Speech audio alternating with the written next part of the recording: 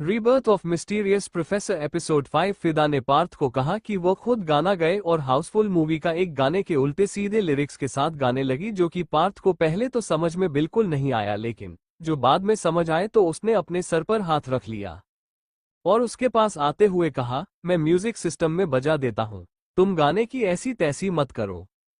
फिदा इस पर रुक गई और होटल के उस रूम में जो म्यूजिक सिस्टम था उसने अपना फोन कनेक्ट किया और जो गाना अभी तक फिदा अपने मुंह से गा रही थी वह गाना म्यूजिक सिस्टम में बजने लगा, जिस पर फिदा के चेहरे पर मुस्कान आ गई और उसने ताली बजाने शुरू करी, जिस पर पार्थ ने उसे हैरानी से देखा। अंडरस्को this is the night baby we get it right, maybe this is the night the night the night baby. Parth उसे हैरानी से देखने लगा। तभी जैसे ही लड़की की लाइन आई फिदा ने उन्हें लिपसिंग के साथ किया और अपनी बॉडी पर सेडेटिव वे में हाथ चलाते हुए उसकी तरफ अपने कदम बढ़ा दिए। हौले हौले धीरे धीरे आना मेरी बाहों में, आजा ना प्यासी प्यासी मर जाऊंगी, ऐसे मुझे ऐसे तड़पाना। और इतना कहते ही फिदा पार्थ के बिल्कुल पास आ गई और उसके दोनों कंधों पर अपने हाथ रखकर और अपने आप को बिल्कुल पीछे की तरफ बेंड कर दिया और फिर एकदम से उठ गई, जिस पर फिदा के बाल में उन दोनों को बिल्कुल घेर लिया और फिदा ने उसकी कमर पर अपना हाथ ले जाकर उन्हें चलाया, जिस पर पार्थ को एक अजीब सा कर्ट अपनी बॉडी में दौड़ता हुआ महसूस हुआ और फिदा बिल्कुल मुड़ गई और पार्थ के हाथों को पकड़ा और अपने पेट पर रखते हुए आगे बोली, ना कर ना कर, जरा भी फिक्र मिला नजर से नजर, आजा तुझे हेवन दिखाऊंगी। हेवन वाली लाइन पर फिदा मुड़कर वापस पार्थ के पास आई और उसके होठों पर अपने होंठ रख दिए और फिर तुरंत उसे दूर हुई अगली लाइन के लिए और एक तरफ अपने दोनों हाथों के स्टेप्स करते हुए उसे देखती रही। आगे मेल वॉइस थी लेकिन पार्थ ने उस पर कोई भी रिएक्ट नहीं किया तो फिदा हैरान हो गए और उसके पास आते हुए बोली, अरे आप रिएक्ट नहीं कर रहे। पार्थ ने कहा, मुझे क्या रिएक्ट करना है। फिदा ने कहा, अरे उसमें मेल का वॉइस आया है, मैं थोड़ी करूंगी मेल का वॉइस, वो तो आप करोगे ना, चलो करो हमारी सुहागरात है। पार्थ ने कहा, तुम अकेली करो इसे, सेलिब्रेट में चला सोने के लिए। फिदा उदास होते हुए अपने सर को खुजलाने लगी क्योंकि पार्थ उसकी नहीं मान रहा था और थोड़ी देर में ही मेल वॉइस चली गई और वापस फीमेल वॉइस आती है, जिस पर फिदा ने सोचा कि वो खुद ही करेगी, मेल वॉइस को इग्नोर करेगी और फीमेल वॉइस को अपने आप पार्थ के ऊपर एक्सपेरिमेंट करेगी और उसके साथ हाउसफुल जैसी फर्स्ट नाइट जरूर सेलिब्रेट करेगी। हल्के हल्के धीमे धीमे बिखरी मेरी जुल्फें, सुलझा ना मैं ना दूरी सह पाऊंगी। ऐसी वैसी बातों में उलझा ना। पार्थ जाकर लेट गया था, तभी उसे अपने पैर पर हाथ महसूस है और उसने अपनी गर्दन को नीचे करते हुए देखा तो फिदा बिल्कुल उसके ऊपर झुक गई थी और अपने हाथों को उसके पूरी बॉडी पर चलाते हुए उसके ऊपर झुक रही थी। पार्थ ने कहा, तुम्हारा दिमाग तो ठीक है ना, लेकिन फिदा ने कुछ कहा नहीं बल्कि आगे की लाइंस को गाया, नशा मेरा नशा छाएगा, मजा बड़ा मजा आएगा, आजा तुझे हेवन दिखाऊंगी। हेवन वाली लाइन पर फिर से फिदा ने उसके होठों पर अपने होंठ रखे लेकिन आगे मेल वॉइस थे जिसे उसे इग्नोर करना था, इसीलिए जब तक वह चलती रही तब तक फिदा ने उसके होठों को नहीं छोड़ा और उसे कंटिन्यूअस किस करने लगी, जिस पर पार्थ की आंखें बिल्कुल पहले तो बड़ी हो गई और फिर उसने फिदा की कमर पर अपने हाथ रखे और उसे लेकर पलट गया और उसके होठों को और भी ज्यादा शिद्दत से चूमने लगा। ना कर जरा भी फिक्र मिला नजर से नजर, आजा तुझे हेवन दिखाऊंगी। जैसे ही अगली लाइन में वापस हेवन आया, उन दोनों ने एक दूसरे को छोड़ा और फिदा ने एक्टिव तरीके से अपने सीने पर हाथ रखकर उसे चलाया। जैसे पार्थ की नजर उसकी तरफ गई और उसने अपने आंखों को बंद करके गहरी सांस ली और कहा, क्या करना चाहती हो। फिदा ने उसकी गर्दन में अपने हाथ डाले और कहा, वही जो अभी बोल रही थी, सुहागरात चलो मनाते हैं, निकालो मेरे कपड़े में आपके निकालोगी। पार्थ ने उसे देखते हुए कहा, बहुत महंगा पड़ेगा तुम्हें ये सब। फिदा ने इस पर स्टाइल से कहा, मुझे सस्ती चीज वैसे ही नहीं पसंद, इसीलिए चलो करो। उसके बाद उसने पार्थ की शेरवानी के कुर्ते पर अपना हाथ रखा और उसकी जो 3 ऊपर के बटन थे उन्हें खोल दिया और फिर बोली, आगे तो पता ही नहीं है खोलूं कैसे इसे, खुद उतारो अभी, इसे मैं नहीं उतरूंगी। पार्थ इस पर तुरंत खड़ा हो गया तो फिदा रोते हुए बोली, कहाँ जा रहे हो। पार्थ ने कहा, जा कहीं नहीं रहा हूं, बस तुम्हारी थोड़ी हेल्प कर रहा हूं। उसके बाद उठकर बैठ गया और बोला, उतारो। फिदा ने कहा, आगे तो बटन ही नहीं है, मैं कैसे उतारूं, खुद उतारो। पार्थ ने कहा, अभी उठाओ, किनारियों से पकड़ो, ऊपर खींचो। फिदा ने कुर्ते के किनारे को देखे और फिर बोली, ओ या ये तो ऐसे भी हो सकता है, मैं भी ना बुद्धू हूं बिल्कुल। उसके बाद उसने पार्थ के कुर्ते की किनारे को पकड़ा और उसे ऊपर किया, लेकिन पार्थ ने अपने हाथों को ऊपर बिल्कुल नहीं किया, जिस पर वह निकलने से रहा था। फिदा गुस्से से बोली, हाथों ऊपर करो। पार्थ ने कहा, नहीं करूंगा। फिदा ने कहा, हाथ ऊपर करो। पार्थ ने कहा, नहीं करूंगा। फिदा ने उसे छोड़ते हुए कहा, तो मैं भी नहीं मनाऊंगी आपके साथ सुहागरात, गधे कहीं के। उसके बाद वह लेट गई तो पार्थ ने उसे वापस बिठाया और कहा, ठीक है। फिदा ने कहा, क्या ठीक है? पार्थ ने अपने हाथों को ऊपर कर दिया, जिस पर फिदा खुश हो गई। उसके गालों पर किस करने के बाद उसके कुर्ते को ऊपर उठाने लगी, जिसमें वह बिल्कुल खड़ी हो गई और उसका वह पेट बिल्कुल पार्थ के चेहरे के सामने आ गया। और पार्थ जब खुद को कंट्रोल नहीं कर पाया, उसने उसके नाभि के पास अपने होंठ रख दिए, जिस पर फिदा, जिसने लगभग पार्थ का कुर्ता निकाल दिया था, वो वही अटका रहने दिया और पार्थ के किस को महसूस करने लगी अपने पेट पर। पार्थ ने अपने आप से वो कुर्ता निकाल दिया, जिस पर उसकी वो हॉट एंड अट्रैक्टिव बॉडी फिदा के सामने आ गई और पार्थ ने उसे बिल्कुल नीचे की तरफ गिरा दिया और उसके पेट को किसी जंगली शेर की तरह चूमने लगा। फिदा ने अपने चेहरे को मदहोशी में इधर उधर करना शुरू कर दिया और बोले, गुदी गुदी हो रही है। पार्थ ने कहा, अभी तो बहुत कुछ होगा, और फिर उसने एकदम से उसके सीने पर अपने होंठ रखे और अपने हाथों को उसकी कमर पर लेकर जाकर उसकी ब्लाउज की डोरी को धीरे धीरे खोलना शुरू किया। और सबसे पहले उसने फिदा के दुपट्टे को उसके ब्लाउज से आजाद करके एक तरफ फेंक दिया, जिस तरफ उसने अपनी कुर्ते को फेंका था। फिदा को पार्थ के इस तरीके से वाइल्ड होकर उसके सीने को किस करने से डर लग रहा था और उसे दर्द भी हो रहा था। उसने पार्थ का चेहरा दूर करते हुए कहा, आप मुझे हट कर रहे हो, मुझे नहीं मानना आपके साथ सुहागरात, चलो दूर हो जाओ। लेकिन बात अब दूर नहीं होने वाला था। उसने उसके ब्लाउज को भी उसकी बॉडी से निकालकर एक तरफ फेंक दिया। फिदा ने तुरंत इस पर अपने सीने को ढक दिया और बोली, गंदे कहीं के। पार्थ ने लाइट्स को बंद कर दिया और उसके बाद वह बिल्कुल उसके ऊपर झुक गया और उसके होठों को अपने होठों में लेकर बंद कर दिया, क्योंकि वह जानता था कि फिदा इसी से शांत होगी और इसी से वो कुछ नहीं बोलेगी। और थोड़ी देर बाद हुआ भी वही। फिदा ने उसे किस में रिस्पांस देना शुरू किया और उसे कुछ नहीं बोले और उसकी सीने पर अपने हाथों को चलाने लगी, जिस पर पार्थ और भी ज्यादा एग्रेसिव होने लगा। उनकी यह यूनिक सुहागरात सिर्फ किस पर टिकने वाली थी और पार्थ ये जनता था। उसने उसके लहंगे को भी निकाल दिया, जिस पर वह बिल्कुल अपने इनर्स में आ गई और पार्थ ने भी अपने बचे हुए कपड़े निकले और दोनों के ऊपर ब्लैंकेट डाल दिया। फिदा कुछ देर बाद नशे की हालत में होने की वजह से उसकी बाहों में ढेर होकर सो गई और आगे पार्थ ने कुछ भी नहीं किया, बस उसके पैरों के पास एक वाइल्ड लव बाइट दिया और उसे अपने हाथों से सहलाते हुए बोला, अब यही लव बाइट का दर्द तुम्हें पता नहीं कहां कहां लेकर जाएगा, होने वाली बीवी जी।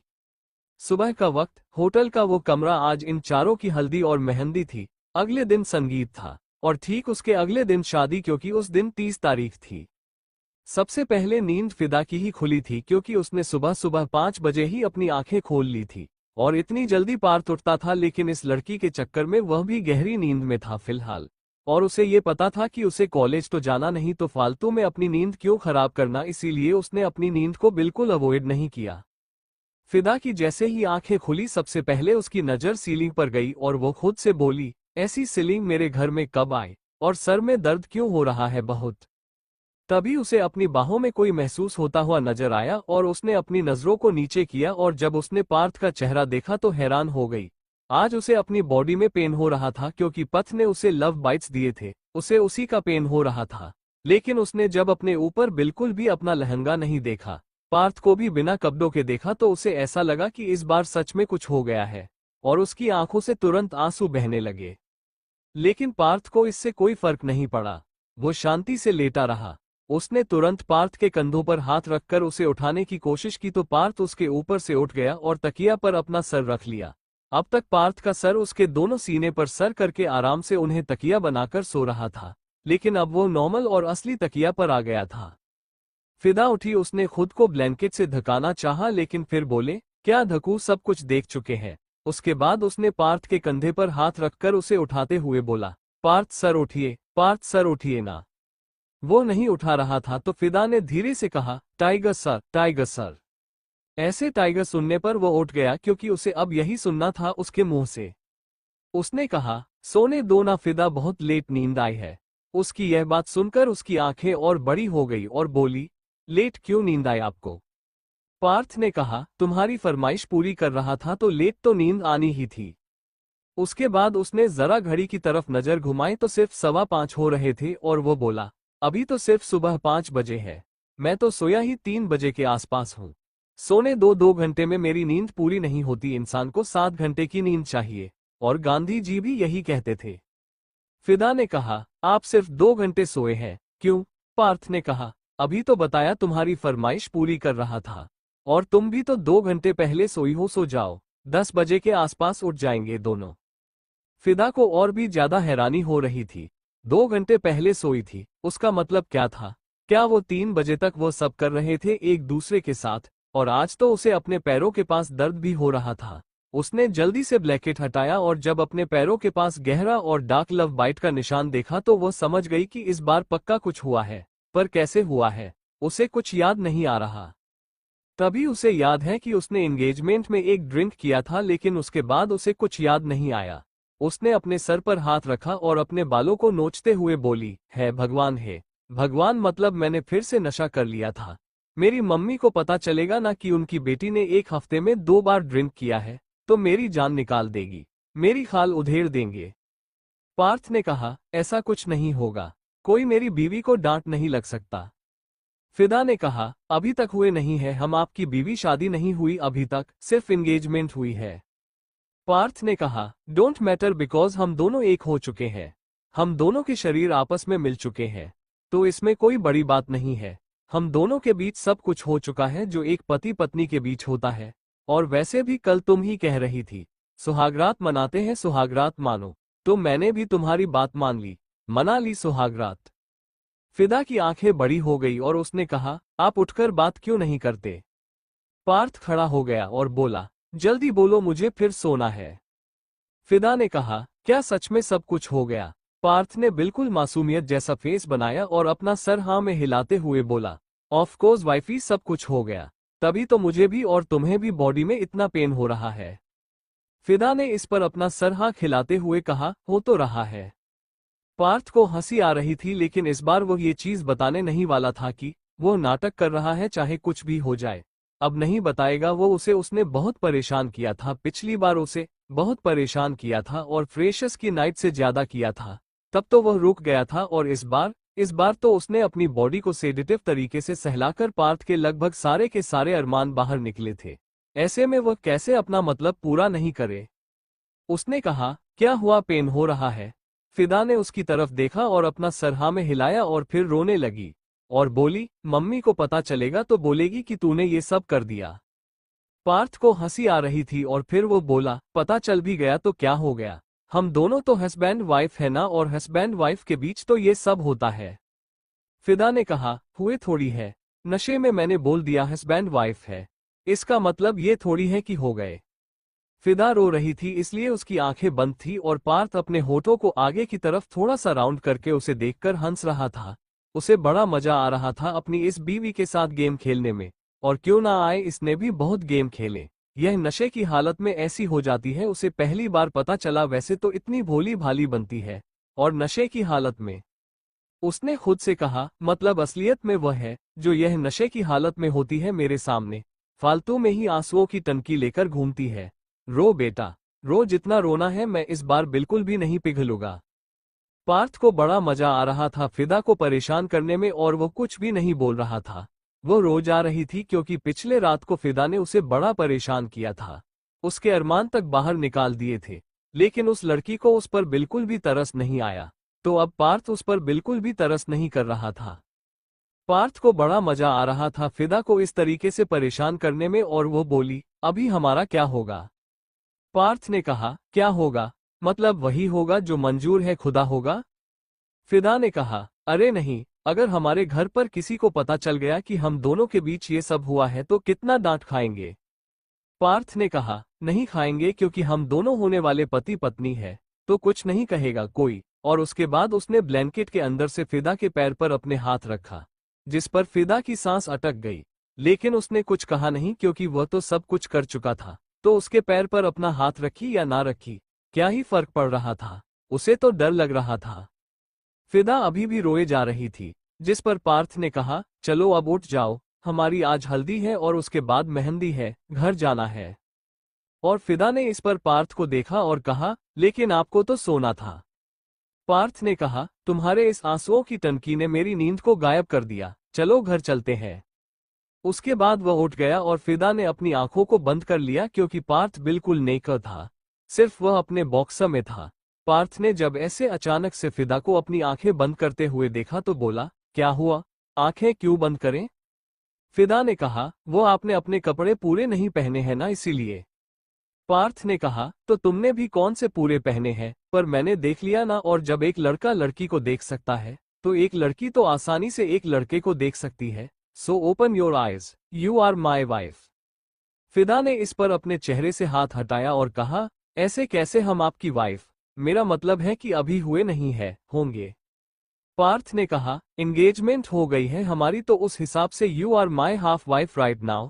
पूरी हो जाओगी, 2 दिन बाकी है बस, और 2 दिन तो यूं निकल जाते हैं चुटकी बजाकर। और उसके बाद पार्थ ने भी चुटकी बजाई। फिदा ने खुद को देखा, वह भी तो अपनी इना में ही बैठी हुई थी। वो खड़ी हो गई और फिर बोली, ऐसा क्यों हमारे साथ? पार्थ ने कहा, जो होना था वो हो जाता है, और उसके बारे में अफसोस करने से बेटर है कि फ्यूचर के बारे में सोचा जाए। चलो अब नहा लेते हैं।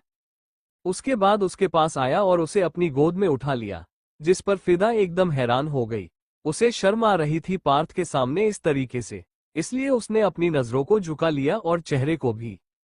पार्थ उसे लेकर वॉशरूम में आया और उसे शावर नीचे खड़ा किया और फिर उसे शावर बॉल से टिका दिया और शावर को ऑन कर दिया। दोनों के ऊपर ठंडा ठंडा पानी गिरने लगा। तभी सीधा को याद आया और वह बोली, अरे अरे अरे, क्या हो गया ये?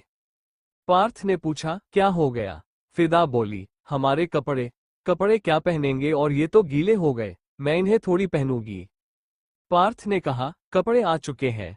फिदा उसे घूर घूर कर देखने लगे और बोले, कपड़े आ चुके हैं मतलब? पार्थ में इस पर उसकी गर्दन में हाथ डाला और उसका चेहरा अपने करीब खींचा और कहा, आ चुके हैं मतलब आ चुके हैं। बाहर रखे हैं कपड़े हमारे नए वाले, और डॉन टवरी गीले हो गए तो क्या? तो मैं, अगर प्रॉब्लम हो रही है तो मैं निकाल देता हूं। और उसके बाद पार्थ अपना हाथ उसकी इनर के हुक के पास लेकर गया और उसे एकदम से खोल दिया, जिस पर वह नीचे सरकने नहीं वाला है कि फिदा तुरंत उसके सीने से लग गई, जिस पर वो इनर उधर का उधर ही रह गया। पार्थ ने कहा, करीब क्यों आ रही हो, नहाना है। फिदा ने कहा, ये नीचे गिर जाएगा। पार्थ ने कहा, तो गिर जाने दो, मैं तो ऑलरेडी देख चुका हूं ना। फिदा ने कहा, हमें शर्म आ रही है। पार्थ ने कहा, अब शर्मा के क्या फायदा जब चिड़िया चुग गई खेत। फिदा है इस पर अपना चेहरा घुमाया और बोली, हमें हमें अकेला छोड़ दीजिए, हम खुद से नहा लेंगे। पार्थ ने कहा, ओके। उसके बाद वो तुरंत दूर हो गया और वो इना नीचे गिर गया, और पार्थ बिना उसे देख मुड़कर वहां से बाहर आ गया, और फिदा ने खुद को छुपा लिया। थोड़ी देर में वो नहाकर और तौलिया अपने बदन पर लपेटकर बाहर आई तो उसने कहा, आप नहा लीजिए। पार्थ वॉशरूम में चला गया और जब तक वह नहा कर बाहर आया फिदा नहा ली और उसने कपड़े भी पहन लिया। उसने एक व्हाइट कलर का अनारकली सूट पहना था जो कि पार्थ उसके लिए लेकर आया था। पार्थ के लिए भी व्हाइट कलर के ही कपड़े थे। जब वह बाहर आया तो उसने अपने बदन पर एक तौलिया लपेट रखा था। फिदा को पता चल गया था कि वह आ गया है, लेकिन वह आईने के पास से और अपने गीले बालों को सुखा रही थी और बोली, ये हम दोनों के लिए व्हाइट कपड़े क्यों है? पार्थ ने कहा, हल्दी है ना इसलिए। फिदा ने कहा, लेकिन हल्दी पर तो पीला होता है ना। पार्थ ने कहा, हमारे यहाँ अलग होता है, हम दुनिया के सबसे निराले लोग हैं, इसीलिए हम पीले की जगह सफेद पहनेंगे। फिदा को न जाने क्यों हल्की सी हंसी आ गई। उसके बाद वो दोनों वहां से अपने अपने घर के लिए निकल गए। फिर पार्थ ने सबसे पहले फिदा को उसके घर तक छोड़ा और फिर वो अपने घर पर गया। हल्दी दोनों के अलग अलग घर में होनी थी। फिदा घर आए तो छाया ने कहा, जल्दी से बैठ जा, तेरे लिए हल्दी लेकर आ रही हूं। पहले पार्थ को हल्दी लगेगी, फिर उसकी जूठी हल्दी तेरे पास आएगी। बैठ जा, तब तक से थोड़ी देर से लगाएंगे तुझे हल्दी। फिदा ने कहा, तैयार होकर आ जाती हूँ।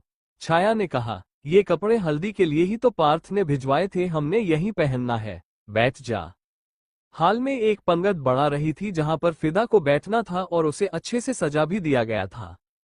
वह जाकर वहां जाकर बैठे और धीरे धीरे और लोग थे जिनको छाया जी ने इनवाइट किया था वह आए। एक रिलेटिव बोली, वैसे छाया जी अब तो बड़ी छुपी रुस्तम निकली, सगाई कर दिया। उसके बाद बताती है कि हमने तो अपनी बेटी की शादी फिक्स कर दी है और एंगेजमेंट भी कर दी है और आज यह अपने होने वाले पति के साथ घूम कर आ रही है कहीं से। पिता को बहुत ही ज्यादा अजीब लग रहा था और उसे शर्म आ रही थी। ऊपर से जो पिछली रात उसके और पार्थ के बीच में हुआ था, उस पर तो उसे और भी ज्यादा शर्म आ रही थी। और इस बार पार्थ ने तो बिल्कुल भी सच उजागर नहीं किया था। औरतें आए और उन्होंने धीरे धीरे फिदा को हल्दी लगाना शुरू कर दिया। यहाँ दूसरी तरफ पार्थ को और नक्श को भी हल्दी लगना शुरू हो गई थी और जैसे इन दोनों को हल्दी लगी, उन दोनों की जूठी हल्दी एक नौकर के हाथों एक आराधना के घर और एक फिदा के घर भिजवा दी और ध्यान से कहा कि यह पीले वाली कटोरी फिदा के घर जाएगी और ये लाल रंग की कटोरी आराधना के घर जाएगी। उस नौकर ने बिल्कुल वैसा ही किया, पीले रंग की कटोरी फिदा के घर पहुंचा दी और लाल रंग की कटोरी आराधना के घर पहुंचा दी और फिर अंत में उनकी जूठी हल्दी उनके चेहरे पर और उनके हाथ पर लगाई गई। उनकी हल्दी बहुत अच्छे से और नॉर्मल तरीके से सेलिब्रेट हो गई थी और शाम को भी मेहंदी इसी तरीके से सेलिब्रेट हुई थी। जब फिदा के एक हाथ में मेहंदी लग रही थी तो उसका दूसरा हाथ उसे वक्त फ्री था और वह उससे खाना खा रही थी। तभी उसका फोन बजने लगा। उसने देखा तो पार्थ का फोन था। उसने उसे उठा लिया और अपने कान पर लगाते हुए बोली, जी बोलिए। पार्थ ने कहा, हाथ पर नाम किसका लिखवा रहे हो?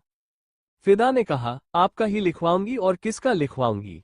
पार्थ ने कहा, अरे वो तो हमें भी बताइए कि नाम क्या लिखवाएंगे। फिदा ने कहा, मतलब? पार्थ ने कहा, मेरा कहने का मतलब है कि टाइगर सर या पार्थ सर। फिदा ने इस पर कहा, पार्थ नेगी। पार्थ ने कहा, बिल्कुल नहीं, तुम टाइगर लिखवाओगे। तभी उसे मेहंदी वाली ने पूछा, आपके पति का नाम क्या है? और यहाँ फिदा पार्थ से बात कर रही थी और वह हैरानी से बोली, टाइगर। वो मेहंदी वाली हैरान हो गई, लेकिन उसने टाइगर लिख दिया। फिदा ने कहा, नहीं नहीं, मैं ऐसा कुछ भी नहीं कर पाऊंगी, आप फोन रखिए। और उसके बाद उसने फोन रख दिया और फिर वो मेहंदी वाली से बोली, आपने कुछ पूछा था? मेहंदी वाली ने कहा, हमने आपके पति का नाम पूछा था। उसके बाद वापस मेहंदी लगाने लगी तो फिदा ने कहा, पार्थ। मेहंदी वाली बोली, अभी आपने टाइगर बोला, अभी आप पार्थ बोल रही है, आप दोनों से शादी करेंगे? फिदा बोली, तौबा तौबा, कैसी बातें करती है आप, दोनों से क्यों शादी करेंगे, और यह टाइगर और पार्थ एक ही है। लेकिन आपसे किसने कहा कि आपको टाइगर लिखना है? मेहंदी वाली बोली, आपने ही तो बोला कि टाइगर लिखना है। फिदा ने कहा, हमने कब बोला? हमने तो अभी बोला पार्थ लिखो। वो मेहंदी वाली बोली, अब तो टाइगर लिख दिया और पार्थ के लिए जगह भी नहीं है। फिदा ने खुद से कहा, शायद जो ये चाहते थे वही होना था, उन्होंने टाइगर लिख दिया। ठीक है, कोई बात नहीं, आप टाइगर ही रहने दीजिए। दोबारा उसका फोन बजने लगा। उसे लगा वापस पार्थ का फोन है, इसलिए उसने बिना देखे फोन उठाया और कहा, अब क्या हो गया आपको? दूसरी तरफ से आराधना ने फोन किया था और वो बोली, क्या हो गया फिदा की बच्ची, जहां मैं टेंशन में हूं और अपनी मेहंदी नहीं लगवा रही हूं और तू कह रही क्या हो गया आपको? फिदा ने फोन की स्क्रीन हटाकर देखा तो आराधना लिखा हुआ था और उसने कहा, क्या हो गया? आराधना ने कहा, तुझे पता है ना कि आज क्या था? फिदा ने कहा, क्या था? आराधना ने कहा, अरे आज हमारा फिजिकल का टेस्ट था और हम दोनों नहीं गए, क्या करेंगे? फिदा ने कहा, अरे मैं तुझे बताना भूल गई थी, वह मैंने बात कर ली थी इनसे, इन्होंने कहा कि वह बात कर लेंगे सुमित सर से, हमारा दोबारा टेस्ट हो जाएगा जब हम शादी के बाद जाएंगे तो। आराधना ने गहरी सांस ली और कहा, चलो अच्छा है, वैसे मुझे ना नेहा का कॉल आया था। फिदा ने कहा, यह नेहा तुम्हारी क्लास में है ना? आराधना ने कहा, हाँ क्लासमेट है। उसने कहा कि आज सुमित सर ने एक लड़की के जबरदस्ती टॉप को नीचे की तरफ खींचकर उसके तीले देखने की कोशिश करी थी। वो बहुत रो रही थी, लेकिन किसी स्टूडेंट ने कुछ नहीं कहा। वो कोई बोल भी नहीं सकती क्योंकि सब जानते हैं कोई कुछ नहीं कहेगा उन्हें। बहुत बेकार है, अच्छा हुआ हम नहीं गए, वरना हमने से भी किसी के साथ कुछ करता और तेरी ऊपर तो उनकी गहरी नजर चली गई है, तू थोड़ा बचकर रह। फिदा घबरा गई। वापस उसे सुमित का उसे तरीके से छूना याद आ गया और उसे घबराहट होने लगी। वो घबरा रही थी तो उसके हाथ कांप रहे थे। जिस पर मेहंदी वाली बोली, प्लीज आप हिलिए मत, मेहंदी अच्छे से नहीं चल रही है। फिदा ने कहा, सॉरी अब लगाए। फिदा ने कहा, अभी सबको मत सोचो, शादी के बारे में फोकस करो। अच्छा टाइम है, बुरा मत सोचो, जब कॉलेज जाएंगे तब देखेंगे क्या करना है। और अगर उन्होंने फिर से कुछ ऐसा किया तो इस बार मैं प्रिंसिपल के पास जाऊंगी कंप्लेंट करने, फिर देखेंगे क्या करना है। आराधना ने कहा, चल ठीक है, मैं फोन रखती हूँ, मैं भी अपनी मेहंदी लगा लेती हूँ। फिदा ने हाँ किया और फिर फोन रख दिया। फिदा के मन में सुमित चल रहा था। उन्हें समझ नहीं आ रहा था कि सुमित है किस टाइप का इंसान, ये टीचर है कि अपनी हवस पूरे करने वाला इंसान। रात का वक्त, फिदा इस वक्त अपने कमरे में बैठी हुई थी और अपने हाथ पर लगी हुई मेहंदी को देख रही थी। उसके हाथ पर लगी हुई मेहंदी काफी अच्छी थी और उसका रंग काफी गाढ़ा आया था। और उसने अपनी माँ के मुंह से सुना था कि जिसकी मेहंदी का रंग बहुत ही ज्यादा गाढ़ा होता है मतलब उसका पति उसे बेइंतहा मोहब्बत करता है।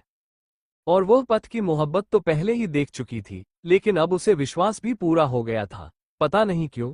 यह क्या था? लड़कियों को विश्वास तब पूरा हो जाता था जब वह अपनी मेहंदी का रंग देखती थी और फिदा को भी इसी तरीके से पूरा विश्वास हो गया।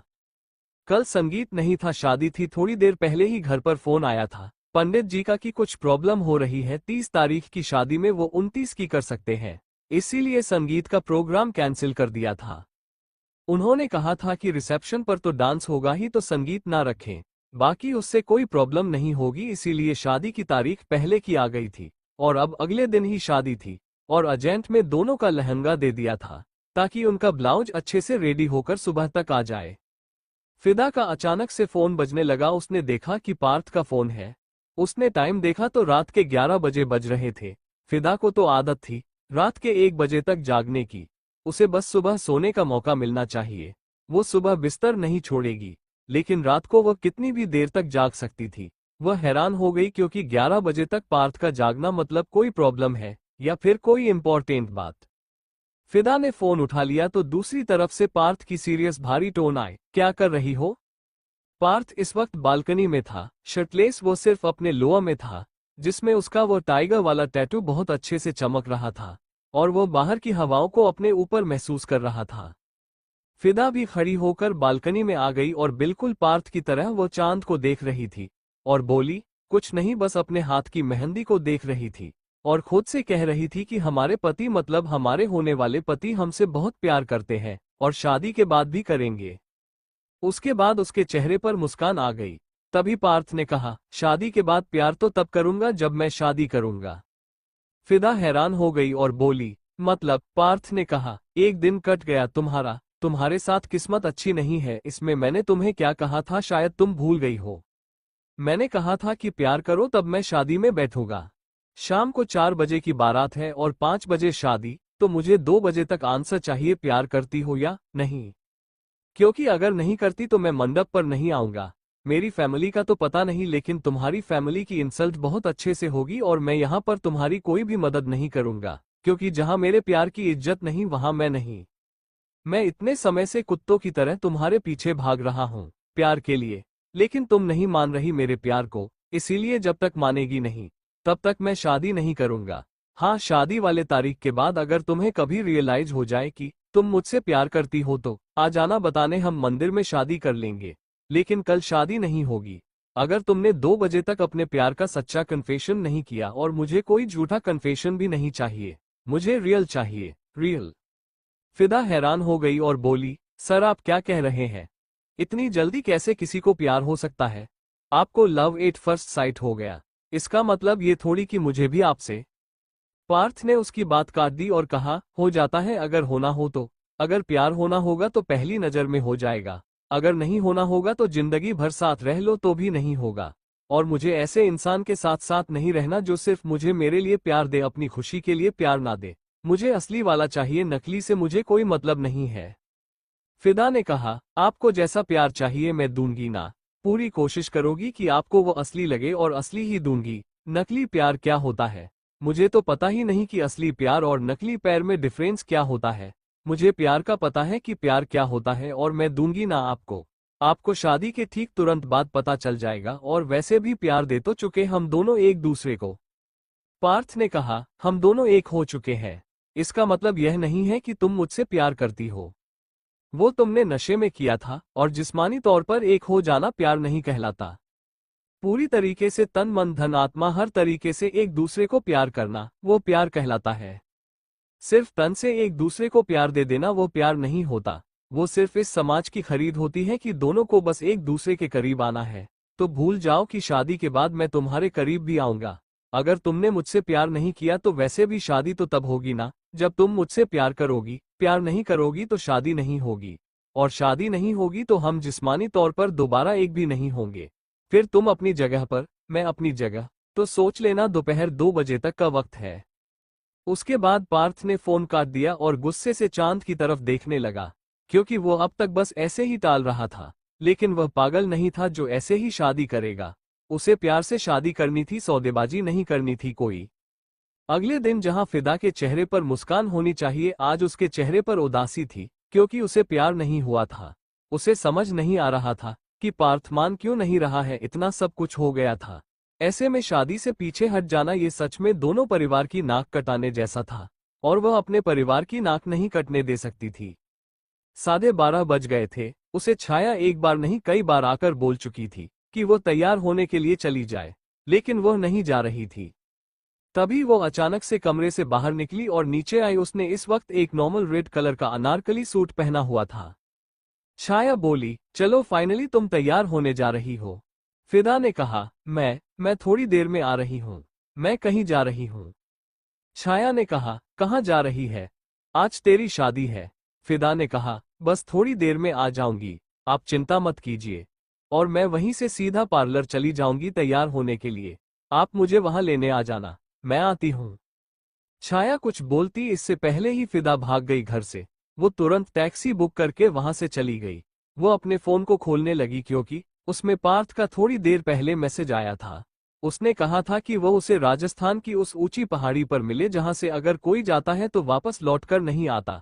उसका साफ मतलब था, वहां से अगर किसी ने कूद कर छलांग लगा ली तो वह मर जाएगा, वापस नहीं आएगा। यह मैसेज जैसे 12 बजे के आसपास आया था, और वो कब से घबरा रही थी। उसे अपना वो सपना याद आ रहा था जब उसने पार्थ को अपने सपने में कूदते हुए देखा था। उसे बहुत ज्यादा घबराहट हो रही थी पार्थ के लिए, और उसे ये क्यों हो रही थी उसे पता नहीं था। वो खुद से बोली, प्यार नहीं तो ये घबराहट क्यों? और अगर प्यार है तो घबराहट होना लाजमी है, तो मेरे होंठों पर प्यार शब्द क्यों नहीं है? माँ काली, क्या हो रहा है मुझे बताइए प्लीज। उसके बाद वो टैक्सी वाला उसे उस पहाड़ी की तरफ ले गया। वो टैक्सी वाला बोला, मैडम मुझे यहाँ रुकना है क्या?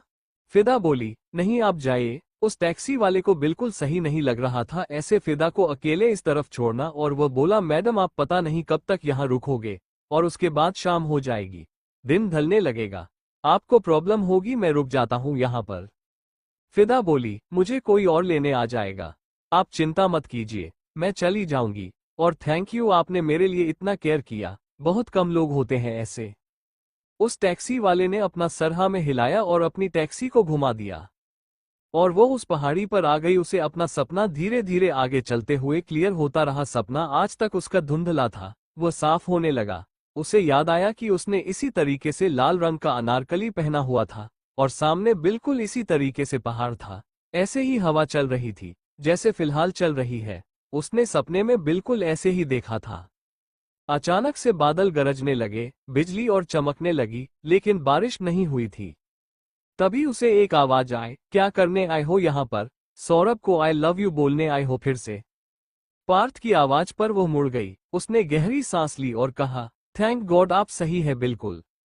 उसके बाद वो पार्थ की तरफ अपने कदम बढ़ाने लगी तो पार्थ ने अपना हाथ आगे करके उसे कहा, रुको। फिदा रुक गई। पार्थ अपने आप को बिल्कुल पहाड़ के किनारे के पास ले गया। हवा बहुत तेज चल रही थी, अगर जरा भी बैलेंस किया तो पार्थ गिर सकता था। फिदा ने कहा, आप क्या कर रहे हैं? आप गिर जाएंगे, आप प्लीज वापस आ जाइए। पार्थ ने कहा, आंसर 1:30 बज गया है। फिदा ने कहा, आप वहां से हट जाइए। पार्थ ने अपना सवाल रिपीट किया, आंसर 1:30 बजे बज गया है। फिदा ने कहा, आप क्यों मेरी बात नहीं सुन रहे हैं? हट जाइए, गिर जाएंगे, हवा बहुत तेज चल रही है। इस पर पार्थ ने गुस्से से अपना सवाल रिपीट किया, जिस पर एक तरीके से फिदा की पूरी सांस रुक गई थी। मैंने पूछा, आंसर चाहिए। 1:30 बजे बज गया है। फिदा के कदम अपने आप 2 कदम पीछे हो गए, क्योंकि बहुत ज्यादा घबरा गई थी। पार्थ का गुस्सा देखकर पार्थ बहुत ज्यादा गुस्से में लग रहा था। ऐसा लग रहा था कि जो टैटू उसके हाथ पर था वो टैटू अचानक से उसके सीने में उतर आया है, और वो बिल्कुल शेर की तरह दहाड़ने लगा था। आज कोई मस्ती नहीं, आज कोई खेल नहीं, आज सिर्फ और सिर्फ सच्चाई और प्यार, नहीं तो सौदेबाजी में मौत का खेल। फिदा ने कहा, मैं तब बताऊंगी आंसर भी, प्लीज वहां से थोड़ा सा हट जाइए। पार्थ ने अपना एक कदम पीछे लिया तो फिदा ने कहा, नहीं गिर जाएंगे। पार्थ ने कहा, गिर जाऊंगा अगर तुमने मुझे आई लव यू नहीं बोला, वो भी अपने दिल से। अगर तुम नहीं तो कोई नहीं, और अगर तुम नहीं रही तो मेरी फैमिली मुझे किसी और के साथ बांधने की कोशिश करेगी, और अब ये पार्थ ऐसा होने नहीं देगा। अब तुम्हारे ऊपर है कि क्या करना है, मेरी मौत या मेरा प्यार। फिदा ने कहा, आई लव यू। पार्थ अपना सरनामे हिलाया और कहा कि जल्दबाजी का आई लव यू नहीं चाहिए मुझे, और न ही नाम का आई लव यू चाहिए, मुझे असली चाहिए। फिदा ने कहा, आप समझ क्यों नहीं रहे, हमें कह रही हूं ना कि आई लव यू। पार्थ ने अपना एक और कदम पीछे लिया। फिदा अपनी घुटने पर आई और हाथ जोड़कर बोली, मेरे साथ ऐसा मजाक मत कीजिए। पार्थ सर प्लीज वापस आ जाइए ना, आगे मैं कह रही हूं ना कि हो जाएगा मुझे प्यार, और हो जाएगा क्या, मुझे सच में हो गया है प्यार आपसे। आपके लिए इतना केयर करती हूँ, आपके लिए इतना घबराती हूँ, किसी के लिए नहीं फील किया। आपने जिस लड़के का नाम लिया मैं उसके लिए भी इतना कभी नहीं घबराए, मैंने कभी उसके बारे में भी नहीं सोचा। जब हमारी शादी तय हुई तब भी मैंने इतना नहीं सोचा कि उसे कैसा लगेगा, मैंने कुछ नहीं सोचा, मैंने सिर्फ आपके बारे में सोचा। हर वक्त आप मेरे दिमाग में थे, इसे ही तो प्यार कहते हैं ना। पार्थ ने कहा, हाँ इसे प्यार कहते हैं। बिल्कुल सही कहा, तुम्हें हो तो गया है प्यार, पर अभी भी तुम ठीक से बोल नहीं रही हो कि तुम्हें प्यार हो गया है। और जब तो तुम ठीक से नहीं बोलोगी मैं यहीं रहूंगा, और अगर 1 बजे से 1 सेकंड भी ऊपर हुआ तो मैं कूद जाऊंगा। फिदा ने अपने हाथ में बंधी हुई घड़ी में देखा तो 1:50 ऑलरेडी हो चुकी थी। मतलब सिर्फ और सिर्फ 10 मिनट। 10 मिनट में उसे कैसे भी करके पार्थ को समझाना था, और ऊपर से हवा बहुत तेज चल रही थी, बिजलियां कड़क रही थी, बिजलियां जमीन को छू रही थी। फिदा ने वापस अपने हाथ जोड़ा और कहा, सर प्लीज मान जाए मेरी बात। पार्थ ने कहा, प्यार का इजहार, वो भी अपने शब्दों में। फिदा बहुत देर तक उसे समझती रही और यहाँ 1 बज गया। पार्थ ने कहा, गुड बाय फिदा शर्मा। फिदा हैरान हो गई, उसने अपनी घड़ी में टाइम देखा, 1 बज गया था। वह खड़ी हुई और पार्थ की तरफ दौड़ी। उससे पहले पार्थ पीछे की तरफ हो गया। उसके मुंह से जोर से निकला, टाइगर सर, लेकिन पार्थ पीछे की तरफ जा चुका था। वो उसके सामने नीचे की तरफ लटक रहा था। फिदा बिल्कुल कोने में आ गई थी, और बारिश इस वक्त हो गई। वह अपने घुटने पर आ गई। उसने अपने चेहरे पर हाथ रख लिया और जोर जोर से रोने लगी और बोले, ऐसा क्यों किया आपने? मैंने बोला ना I love you, I love you. उसके बाद वह जोर से चिल्लाई, आई लव यू, प्यार करते हैं आपसे। इश्क, मोहब्बत, इबादत, जो भी शब्द है सब आपके लिए है। क्यों नहीं समझा आपने? कब से समझा रहे थे आपको। और साथ के साथ उसकी आवाज काफी धीली हो गई थी। उसे ऐसा लग रहा था कि उसकी जीने की सारी वजह खत्म हो गई, उसे भी मर जाना चाहिए। वह अपने आंसू को साफ करते हुए खड़ी हुई, लेकिन अभी भी आंसू बह रहे थे, लेकिन उसे बारिश में दिख नहीं रहे थे। और वह अपने कदमों को आगे बढ़ाते हुए बोली, आप नहीं तो कोई नहीं। अगर आप यहाँ हमारा प्यार पूरा नहीं चाहते तो ठीक है, भगवान के पास जाकर पूरा कर लेंगे। उसके बाद उसने अपने कदमों को खाई की तरफ लेना शुरू कर दिया। उसने कहा, तेरे बिना हर रात है गहरी सिसकियां, दिल में छुपी है दर्द की अनकही किस्सियां, तू जो नहीं तो हर सुबह अधूरी लगती है। तेरी यादों में बसी है मेरी तन्हाई की मिठास, तेरे सामने मैंने खुद को खो दिया। तेरे बिना ये जिंदगी एक सजा सी लगती है, बस एक पल की दूरियां मेरे लिए सैकड़ों सालों का फासला बन जाती है। तेरे नाम की लहरों में बहता हूं मैं, लेकिन तू कहीं और, ये सोचकर ही टूटता हूं मैं। कभी तो आकर सुन ले मेरी आहें। तू ही तो है जो मेरी रूह को समझता है। पार्थ पीछे खाई में जाकर गिर गया था, और फिदा किनारे पर आकर बैठ गई थी, और उसने अपना हार्टफील लव कन्फेशन कर दिया था। वो रो रही थी नीचे की तरफ देखकर। नीचे इतनी खतरनाक और गहरी खाई थी कि एक बार पर फिसला तो इंसान सीधा ऊपर चला जाता है। कोई इंसान वहां से गिरकर वापस जिंदा होकर नहीं आता था, और नीचे की तरफ घना जंगल था। वहां पर भी अगर बच भी गए तो जंगली जानवर कच्चा चबाकर खत्म कर देते थे। फिदा हो रही थी और वो सिसकियां भर रही थी। तभी पीछे से एक आवाज आई, अगर सच में इतनी मोहब्बत है तो दोबारा बोलो। अचानक से पीछे से पार्थ की आवाज सुनकर वो हैरान हो गई, और खड़ी होकर उसने देखा तो पीछे पार्थ खड़ा था, उन्हीं कपड़ों में जिन कपड़ों में वो पहले खड़ा था, और वो पीछे की तरफ गिर गया था। वो बोली, आप तो नीचे गिर गए थे ना, पार्थ उसके पास आया और उसके चेहरे की बेहद कर पाया और पूरा हाँ मैं तो गिर गया था पर देखो मैं तो तुम्हारे सामने भी आ गया, कैसा लगा? फिदा तुरंत उसके गले लग गई और रोते हुए बोली, मतलब आप मजाक कर रहे थे? आप ऐसा मजाक मत किया कीजिए, डर लगता है अब हमें आप कुछ होने से। पार्थ ने उसे कसकर अपनी बाहों में पकड़ा और कहा, क्यों लगता है डर? फिदा उससे दूर हुई और फिर अपने घुटने पर आकर बैठी और उसका हाथ पकड़ लिया और उन्हें अपने सर से लगाया और उनका सजदा किया और बोले, क्योंकि मोहब्बत हो गई है आपसे, हमें हमारे प्रोफेसर से मोहब्बत हो गई है, एक स्टूडेंट को अपने स्ट्रिक्ट प्रोफेसर से मोहब्बत हो गई है, हमें एक ऐसे इंसान से मोहब्बत हो गई है जिसके साथ हमने शुरुआती दिन में बहुत गलत किया था, हमने उसके कपड़े खराब कर दिए थे। अभी ऐसे इंसान से मोहब्बत हो गई है जो सिर्फ हमें पनिशमेंट दे रहा था और उसकी पनिशमेंट हमें ऐसी लगती थी जैसे कि दुनिया का सबसे बेकार इंसान यही है। हमें उस इंसान से मोहब्बत हो गई है जो पहली नज़र में हमारा दीवाना हो गया था। हमें उस इंसान से मोहब्बत हो गई है जो हमारे लिए किसी और को अपनी जिंदगी में न लाने के लिए तक तैयार हो गया था। हमें आपसे मोहब्बत हो गई है। पार्थ ने उसे खड़ा किया और कहा, अभी भी कुछ गलत बोला है तुमने? फिदा सोचने लगी और फिर वो उसके चेहरे को पढ़कर उसके करीब आए और बोली, I love you tiger sir, पर मैं यह आपको कॉलेज में नहीं बुलाऊंगी। पार्थ ने उसकी कमर पर हाथ रखा और उसे अपने करीब किया और बोला, कोई बात नहीं, घर पर बुलाना पड़ेगा। तब फिदा वापस उसके सीने से लग गई और पार्थ ने उसे कसकर पका। तभी फिदा को मन में एक सवाल आया और उसने कहा, लेकिन अभी आप मेरे सामने नीचे की तरफ गिर गए थे, वो सब क्या था? तभी फिदा को हेलीकॉप्टर की आवाज आने लगी। उसने ऊपर की तरफ देखा तो एक हेलीकॉप्टर था जो नीचे की तरफ उतर रहा था। उसमें से नक्श बाहर आया और बोला, तेरे चक्कर में न जाने क्या क्या करना पड़ता है। पार्थ ने उसके कंधे पर हाथ रखा और कहा, थैंक यू सो मच।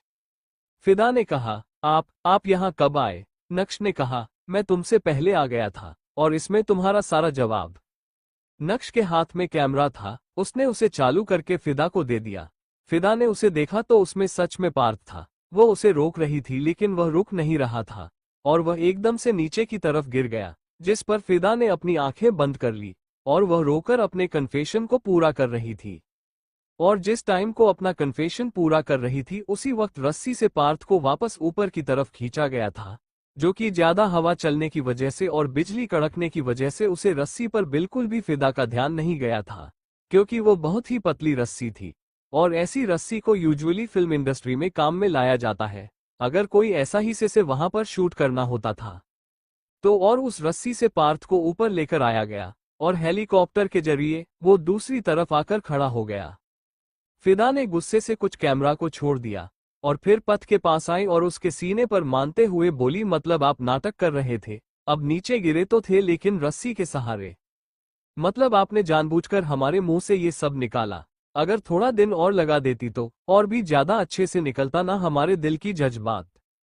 लेकिन नहीं, आपको तुरंत ऑन द स्पॉट हर चीज चाहिए और थोड़ा टाइम लगता है मुझे कि आप प्रोफेसर है, लेकिन इसका मतलब यह नहीं कि हर चीज को आप परफेक्ट और उसी टाइम पर चाहते हैं। हम मानते हैं कि आप बहुत बड़े परफेक्शनिस्ट हैं, लेकिन इसका मतलब यह नहीं कि हर कोई परफेक्शनिस्ट हो जाएगा। मैं इम्परफेक्ट हूँ, मैं मानती हूँ, लेकिन इसका मतलब यह नहीं है कि मैं सारा काम बिगाड़ दूंगी। आपकी वजह से मेरा प्रपोज इतना वाहियात रहा। फिदा बार बार उसके सीने पर मारकर उसे पीछे की तरफ धक्का दे रही थी, जिस पर वह दोनों बिल्कुल की किनारे पर आ गए थे।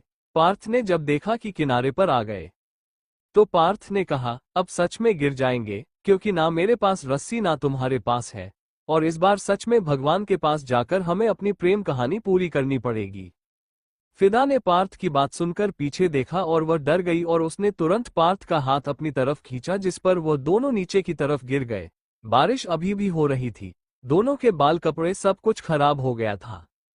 पार्थ ने उसके होठों पर झुककर कहा, प्यार करती हो ना? अगर नहीं करती तो बता दो।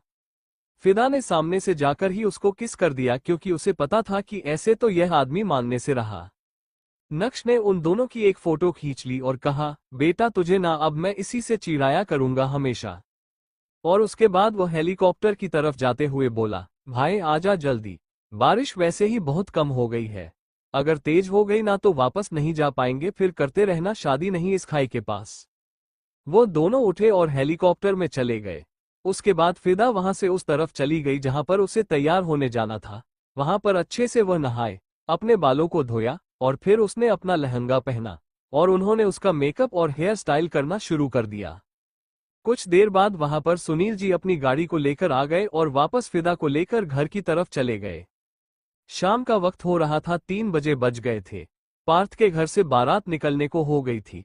तभी अचानक से बारिश बहुत तेज हो गई और उनको एक जगह रुकना पड़ा।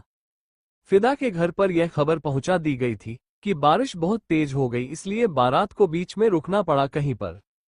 उन्होंने कहा कोई बात नहीं, जब बारिश थोड़ी धीमी हो जाए तो आ जाना, क्योंकि बारिश में आना तो ठीक बात नहीं थी। तबीयत खराब हो सकती थी और भी बहुत कुछ प्रॉब्लम्स क्रिएट हो सकती थी बारिश की वजह से, इसलिए उन्हें रुकना पड़ा। पार्थ कार में बैठा हुआ था शांति से और अपना फोन चला रहा था। यहाँ दूसरी तरफ फिदा बालकनी के पास थी और वह बारिश को देख के दुखी हो रही थी। उसे बारिश अच्छी लगती थी, लेकिन आज वह उसे कोस रही थी क्योंकि उसकी वजह से उसकी पूरी शादी रुक रही थी। तभी उसका फोन बजने लगा। उसने देखा उसकी कोई क्लासमेट का फोन है। उसने उसको उठा लिया तो दूसरी तरफ से कहा, एक तुम और आराधना कहाँ गए यार, इतने दिनों से गायब हो, तुम्हें पता है क्या हो रहा है यहाँ पर कॉलेज में? पीछे से भी बहुत तेज बारिश की आवाज आ रही थी क्योंकि अभी कॉलेज छूटने का टाइम था। फिदा ने कहा, क्या हुआ? उसे लड़की ने कहा, सुमित सर को जानती हो? फिदा थोड़ी सी घबरा गई सुमित का नाम सुनकर और वो बोली, हाँ जानती हूँ, तुम बोलो। वो लड़की कुछ बोलने को ही तभी उसे ढोल नगाड़ों की आवाज सुनाई देने लगी और वो बोली, तुम्हारे यहाँ किसी की शादी हो रही है क्या? फिदा बोली, नहीं तो वो पड़ोस में हो रही है, तुम बोलो। वो लड़की बोली, अच्छा अच्छा, अरे तुम्हें नहीं पता, लेकिन सुमित सर तुम दोनों को 3 दिन तक क्लास में ना देखकर बोल रहे हैं कि तुम दोनों की अच्छी क्लास लगाई जाएगी और तुम्हारा कोई रिपीट टेस्ट भी नहीं होगा और तुम्हें सेमेस्टर के एग्जाम में भी नहीं बैठने देंगे। और तो और उन्होंने ये बोला कि अगर पर्सनल में भी जाकर बोलोगे ना कि हमारी प्लीज मान जाओ तो भी नहीं मानेंगे। पता नहीं किस टाइप का इंसान है, तुम दोनों नहीं आए इसलिए अगले 2 दिन काफी लड़कियां नहीं आई और 2 लड़कियों ने तो ये तक कह दिया कि अगर उन्होंने कुछ ज्यादा कहा तो वो प्रिंसिपल के पास चले जाएंगे। और सुमित सर तक ये बात पहुंच गई है, उन्होंने पूरी क्लास के सामने उन दोनों लड़कियों को आज थप्पड़ मारा था। फिदा हैरान हो गई और वह बापकानी के पास बैठी हुई थी, एकदम से खड़ी हो गई थी और बोली, व्हाट, थप्पड़ मारा था? पर ऐसे कैसे थप्पड़ मार सकते हैं, वह भी लड़की के ऊपर? उनके अंदर सेंस नहीं है क्या? वो लड़की बोली, सेंस होता तो वो टीचर अच्छे से पढ़ाता, इस तरीके से लड़की को बैडली टच नहीं करता। तुम प्लीज मंडे तक अच्छे से आ जाना और अपने आप को प्रिपेयर करके आना। मुझे लगता है कि वो तुम्हें और आराधना को, साथ में उन 3 लड़कियों को जो कि छुट्टी में गई थी, उन्हें बहुत ज्यादा सुनाने वाला है और शायद कुछ गलत भी करेगा। इसीलिए अपने आप को पहले से ही मेंटली और फिजिकली प्रिपेयर करके आना। मैं तुम्हें बता रही हूँ, बाकी उन्होंने कहा था कि किसी को नहीं बताना है। फिदा ने कहा, ठीक है, और मैं यह मैसेज आराधना को कन्वे कर दूंगी। उसे लड़की ने कहा, ठीक है, और प्रिपेयर होकर आना क्योंकि मुझे वो टीचर बिल्कुल भी सही नहीं लग रहा है, कुछ ना कुछ बवाल होगा मंडे को। उसके बाद उसने फोन काट दिया। फिदा अब शादी से ज्यादा सुमित के बारे में सोच रही थी कि किस तरीके का टीचर था, लड़कियों पर हाथ उठाता था। ऊपर से यह बारिश शादी की पूरी रुकी हुई थी। 3:30 बज गए थे। तभी कमरे में छाया आई और बोली, फिदा शादी शायद कैंसिल करनी पड़ेगी। फिदा हैरान हो गई और बोली, शादी क्यों कैंसिल करनी पड़ेगी? छाया बोली, कितनी तेज बारिश आ रही है, ऐसे में वो सब घर तक कैसे आएंगे? पंडित जी भी अभी तक यहाँ तक नहीं आए, वह भी बीच में कहीं फंस गए हैं और अब तक तो आ जाना चाहिए था क्योंकि शादी से पहले कुछ विधियां होनी थी, वह भी अटक गई है और आधे घंटे बाद तो शादी का ही मुहूर्त है। फिदा सोचने लगी कि इस भरी बारिश में शादी कैसे होगी, उसे कुछ भी समझ में नहीं आ रहा था। तभी उसने कहा, यहाँ शादी नहीं हो सकती, कहीं और तो शादी हो सकती है। छाया ने कहा, तेरा दिमाग खराब हो गया, कहाँ शादी करेगी, वह भी इतनी तेज बारिश में? किसी मंदिर में भी नहीं जा सकते शादी करने के लिए। छाया ने कहा, अपने कपड़ों को बदल दो क्योंकि हम तुम्हारे पापा को बोल रहे हैं कि शादी हम बाद में कर लेंगे। उसके बाद वह वहां से जाने लगी तो फिदा हैरान हो गई, ऐसे कैसे शादी कैंसिल कर देंगे। उसने तुरंत पार्थ को फोन किया पर पार्थ जो जाम में फंसा हुआ था और गुस्से से उबल रहा था। उसके फोन में फोन आया, उसने उठाया तो दूसरी तरफ से पिता ने कहा, आप शादी कैंसिल क्यों कर रहे हैं? पार्थ ने कहा, मैं कब शादी कैंसिल कर रहा हूं? फिदा ने कहा, अभी मम्मी आई, उन्होंने कहा कि शादी कैंसिल हो रही है। पार्थ बिल्कुल हैरान हो गया और वो बोला, नहीं, हमारे यहाँ तो कोई भी ऐसी बात नहीं हुई है। रुको, मैं तुम्हें 2 मिनट में फोन करता हूँ। उसके बाद उसने फोन काटा और रूबी जी को कॉल कर दिया। जब उसने रूबी जी से तो पूछा तो उन्होंने भी यह कह दिया कि हम शादी कैंसिल कर रहे हैं, आज शायद शादी हो नहीं पाएंगी। पार्थ बिल्कुल गुस्से में आ गया था। बारात के लोग बिल्कुल गुस्से में आ गए थे क्योंकि शादी नहीं हो रही थी। उस ड्राइवर से कहा कि गाड़ी को बारिश में ही आगे की तरफ लगाए। काफी सारे बाराती पैदल पैदल आगे की तरफ चल रहे थे और इसी वजह से वह काफी भीगी भी गए थे और ठहरने के लिए वो पेड़ के इधर उधर खड़े थे। पार्थ ने फिदा को फोन किया और फिर उसने फिदा को कुछ कहा और फिदा तुरंत मान गई और वह घर से छतरी लेकर भाग गई, जहां पर पार्थ ने ड्राइवर को बाहर निकाला और वह भी गाड़ी लेकर वहां से भाग गया। वहां दूसरी तरफ नक्श तो पहुंच गया था आराधना के घर और वहां पर रूबी जी ने कहा था कि आराधना और नक्श की शादी कर दी जाए, एक शादी तो हो कम से कम। 4 बजे बज गए थे तभी उनका फोन बजने लगा। उसने देखा पार्थ का फोन था। उसने फोन उठाया तो कहा, मम्मी अपना फोन वीडियो कॉल पर कनेक्ट करो और लैपटॉप पर चलाओ। रूबी जी ने पूछा, क्या हुआ? पार्थ ने कहा, सवाल मत करो, लैपटॉप पर कनेक्ट कर दो अपना फोन। यहाँ दूसरी तरफ फिदा उसके पास पहुंच गई थी और वह दोनों इस वक्त उसकी गाड़ी में बैठे हुए थे। उसने कहा, मम्मी आप एक काम करो, वीडियो कॉल करो और लैपटॉप से कनेक्ट करो। छाया बोली, लैपटॉप से कनेक्ट करो, वीडियो कॉल करो। तू है कहाँ? मैं कब से तुझे कमरे में ढूंढ रही हूँ। घर में कहाँ है तू? फिदा ने कहा, मैं घर से भाग गई हूँ। जैसे ही फिदा ने ये कहा कि वो घर से भाग गई है, हर कोई हैरान हो गया और बोला, क्या घर से भाग गई है, क्यों? फिदा ने कहा, शादी करने के लिए। आप शादी कैंसिल करवा रहे थे। छाया ने कहा, तेरा दिमाग तो ठीक है ना, शादी तूने भागकर क्यों करी? हमने तेरी शादी कैंसिल कराई है, तोड़ी नहीं है। भागकर शादी करने का क्या मतलब बनता है? तभी वहां पर सुनील जी आ गए और वो बोले, क्या हो गया? छाया बोली, आपकी लड़की पार्थ के साथ भागकर शादी कर रही है। हमने इसे एक बार भी कहा कि हम इसकी शादी नहीं करवाएंगे। हमने बस ये कहा कि आज के लिए शादी कैंसिल हो गई है, कोई और मुहूर्त देखकर हम इन दोनों का शादी करेंगे। फिदा ने कहा, माँ आप प्लीज कंप्यूटर से अटैच कर दीजिए ना। छाया और सुनील जी ने लैपटॉप से फोन को कनेक्ट कर दिया और वीडियो कॉल ऑन कर दिया तो उन्हें लहंगा पहनी हुई फिदा नजर आई जो कि किसी चीज पर थी। पार्थ वो कहाँ थी, वो समझ में नहीं आ रहा था। हल्का हल्का अंधेरा भी था वहां पर। वहीं दूसरी तरफ रूबी जी ने भी ऐसा ही किया जैसा वहां छाया जी ने किया और उन्हें भी पार्थ नजर आया। रूबी जी ने पूछा, क्या हुआ है ये पार्थ? पार्थ ने कहा, बस आप ऐसे ही रखे लैपटॉप को। उसके बाद दोनों ने एक दूसरे को देखा और छाया को पार्थ नजर आया और रूबी जी को फिदा नजर आई। वो बोले, फिदा तुम दोनों क्या करना चाहते हो? दोनों ने एक साथ कहा, शादी। रूबी जी ने कहा, अरे तो हम करवाएंगे ना, आज की बारिश की वजह से हम नहीं करवा पा रहे। पार्थ ने कहा, लेकिन शादी तो आज ही होगी। उसके बाद उसने और फिदा ने अपना फोन एक तरफ रख दिया और उसे अच्छे से सेट कर दिया ताकि वह हिले ना, और उसके बाद उसने एक दूसरा फोन निकाला। पार्थ के पास 2-3 फोन रहते थे, एक कॉलेज के लिए, एक घर के लिए और एक ऐसे टाइम पास के लिए। उसने उसमें पंडित जी के मंत्र चालू कर दिए। बीच में उसने एक बहुत बड़ा कनस्तर रखा हुआ था और उसमें कुछ लड़कियां थी चंदन की। उसमें उसने घी डाला और फिर उसमें आग लगा दी।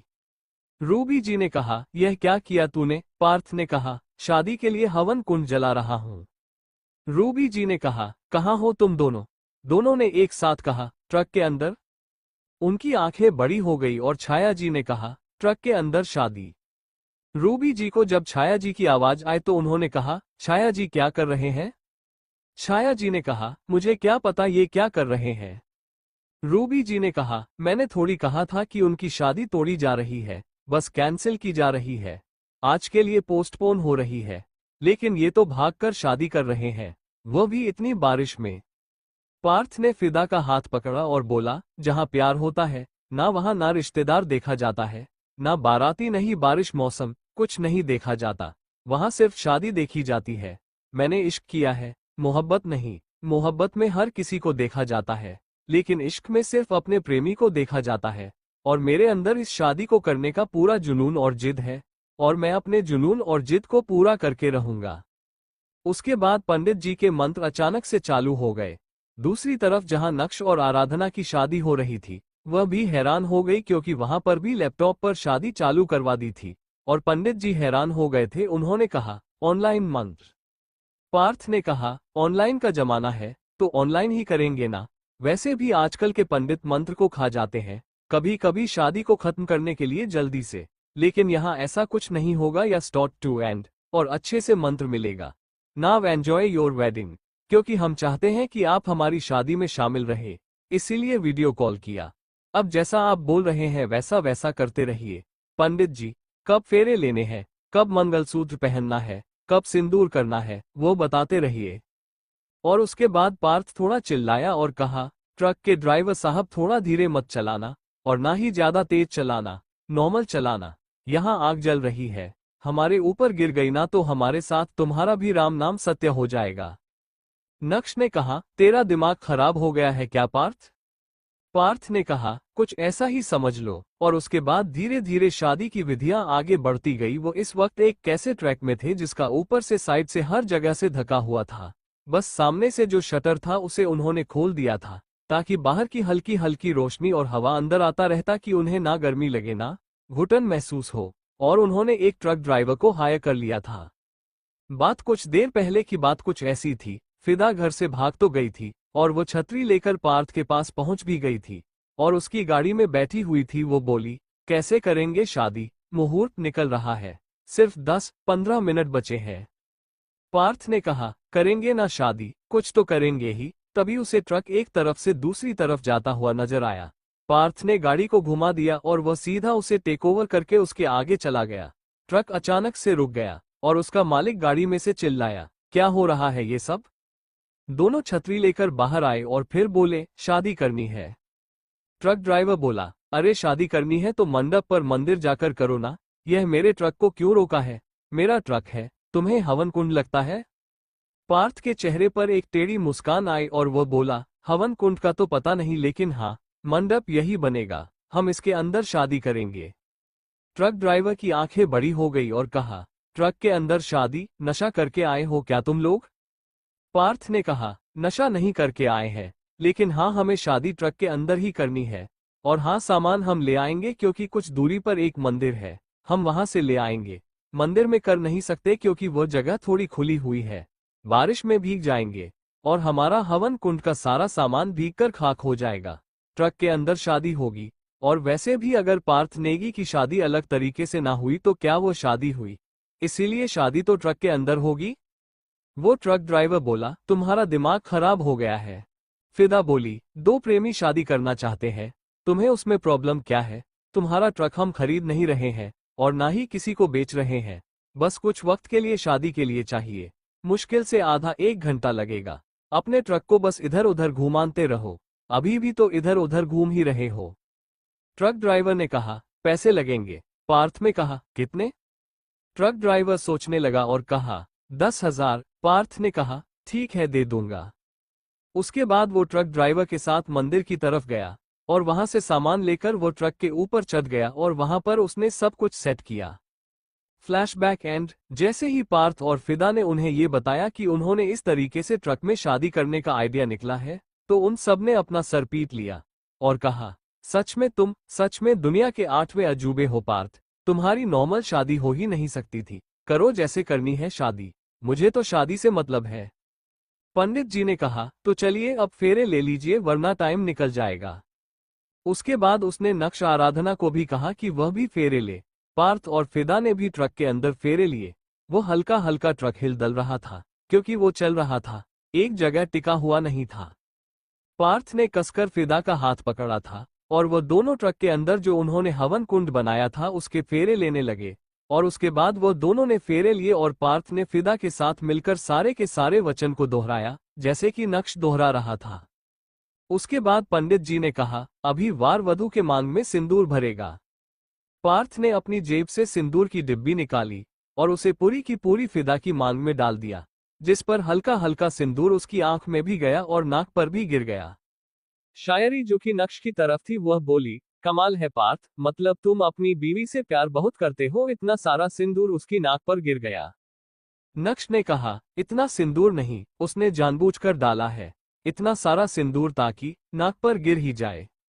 नक्श ने इसीलिए कहा था क्योंकि उसे पता था शायद आराधना बोल सकती थी, लेकिन उसने कुछ नहीं बोला क्योंकि आराधना की नाक पर सिंदूर नहीं गिरा था, और शायद गिरता भी नहीं। अगर ऐसा सच भी होता है कि प्यार करने वालों के बीच में अगर ऐसी शादी हो तो प्यार बढ़ता है, क्योंकि नक्श और आराधना की एक तरीके से अरेंज मैरिज थी और तुरंत प्यार हो जाना ये भी पॉसिबल नहीं था। सिंदूर भरने के बाद पंडित जी ने कहा, अब वर वधू के गले में मंगलसूत्र पहनाएगा। नक्श ने शायरी की तरफ अपना हाथ किया और शायरी ने वह हीरे के पेंडेंट जैसा मंगलसूत्र जो कि नक्श ने आराधना के लिए कस्टमाइज्ड करवाया था, उसे लिया और आराधना के गले में पहना दिया। और पार्थ ने भी अपने हिसाब से फिदा के लिए कस्टमाइज्ड मंगलसूत्र बनवाया था और वह उसने फिदा के गले में डाल दिया। थोड़ी देर बाद उन दोनों को कुछ और वादे लेने थे और कुछ कस्में खानी थी। उन सब के बाद पंडित जी ने कहा, विवाह संपन्न हुआ, अब आप सब अपने अपने बड़ों का आशीर्वाद ले सकते हैं। फिदा ने इस पर कहा, आशीर्वाद कैसे लेंगे, हम दोनों के बड़े तो यहाँ है ही नहीं। पार्थ ने कहा, थोड़ी देर में पहुंच जाएंगे घर। उसके बाद में पार्थ थोड़ा चिल्लाया, ड्राइवर साहब नेगी मेंशन आया कि नहीं आया? ड्राइवर ने कहा, बस 15 मिनट में नेगी मेंशन पहुंच जाएंगे। दूसरी तरफ से नक्श और आराधना की भी विदाई धीरे धीरे हो रही थी और फिदा की तो एक तरीके से विदाई ऑलरेडी हो चुकी थी क्योंकि वह घर से भाग गई थी। उसके घर वाले अब रात को सीधा रिसेप्शन पर आने वाले थे। छाया ने कहा, अतरंगी लड़की की अतरंगी शादी होनी थी। उसके बाद सुनील जी ने कहा, कोई बात नहीं, हुई तो शादी, ऐसा तो नहीं हुआ कि भाग गई तो शादी नहीं हुई, और वैसे भी शादी इन दोनों की थी, इन दोनों ने कर ली। बाकियों का आना ना एक ही समान था, वैसे भी सब टाइम पास के लिए आते हैं। छाया ने बस इस पर अपना सर हिलाया और यहाँ रूबी जी तुरंत फिदा के गृह प्रवेश के लिए अंदर की तरफ चली गई क्योंकि फिदा आने ही वाली थी। घर पर दूसरी तरफ आराधना की विदाई हो गई। वह बहुत रोई थी, लेकिन उसने अपने आंसू को ज्यादा बहाने नहीं दिया क्योंकि नक्श ने कहा, इतना रोओगे तो मेकअप खराब हो जाएगा, और इसलिए उसने घूर घूर के नक्श को देखा और फिर उसने रोना बंद कर दिया। और फिर उसकी भी विदाई हुई और वह भी नेगी मेंशन के लिए निकल गई। वह अपने मन में बोली, फाइनली मैं और मेरी फ्रेंड एक ही घर में शादी करके आए हैं। पता नहीं था कि भगवान जी सच में मेरी यह विश को पूरा कर देंगे। फिदा और पार्थ घर पर आ गए। धूप आ गई, बारिश भी चली गई। वह दोनों नीचे उतरे और पार्थ ने उसे उतरने में हेल्प किया, जिसमें अचानक से फिदा के मुंह से चीख निकल गई। पार्थ ने पूछा, क्या हुआ? फिदा ने कहा, पैर में लग गई। बात ने कहा, तुम भी ना ध्यान से चला करो। उसके बाद वो दोनों आगे की तरफ चलने लगे, लेकिन फिदा लंगड़ा रही थी। लेकिन पार्थ उस पर ध्यान नहीं गया क्योंकि गेट पर आरती की थाल लिए रूबी जी खड़ी थी और वहां पर विशाल जी भी खड़े थे। थोड़ी देर में एक कर वहां तक आए, उसमें से आराधना और नक्श निकले और शायरी पीछे वाली गाड़ी में से बाहर आए। वह सारे आ गए और उसके बाद दोनों को आगे की तरफ रखा गया और रूबी जी ने अपनी दोनों बहू का गृह प्रवेश कराया।